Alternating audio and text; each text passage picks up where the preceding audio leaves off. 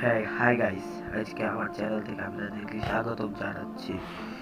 আজকের video topic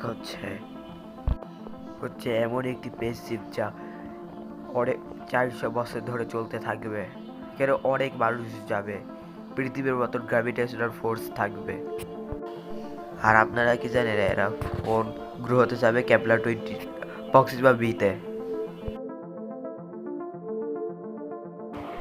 Proxima B হচ্ছে এমন একটি গ্রহ যা পৃথিবী মতন হ্যাবিটেবল জোনে আছে। আর যে সোলার সিস্টেমে আছে ওই সোলার সিস্টেম আমাদের সবচেয়ে কাছের সোলার সিস্টেম। একটা কল্পনা ধরা যাক, বিজ্ঞানীরা মিলে একটা বিশাল বড় একটা স্পেসশিপ বানালো। ওইখানে পৃথিবীর মতন অনেক ইয়ে থাকবে, মানে পৃথিবীর মতন সব কিছুই থাকবে।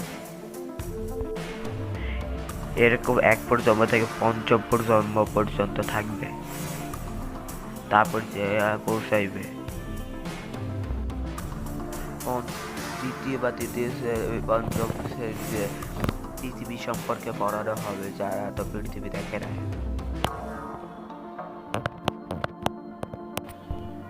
আমাদের সবচেয়ে কাছে সৌরজগতের পাশে আরেকটা সৌরজগৎ আছে, যেটা হইলো বলতে গেলে আলফা টাওয়ারি।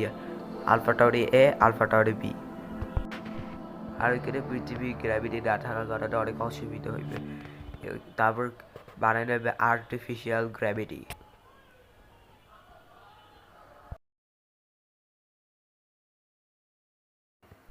আজকের মতো ভিডিও এইটুকুই। যদি কোনো ভুল হয়ে থাকে ক্ষমা দৃষ্টিতে দেখবে।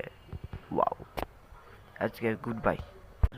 আর ভুল হলে কমেন্টে জানান।